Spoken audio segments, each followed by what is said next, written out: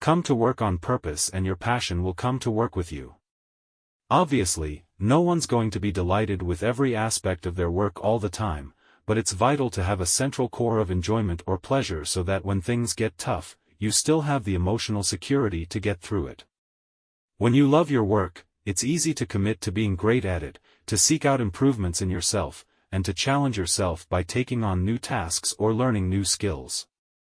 When you are committed in this way, you are modeling passion and commitment to your team. It also directly impacts the most important people in any business, the customers.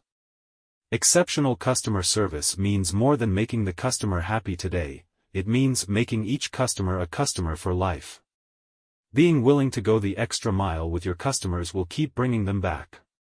Bringing passion to work will flow over into better service, product quality, continuous improvement, teamwork, and communications.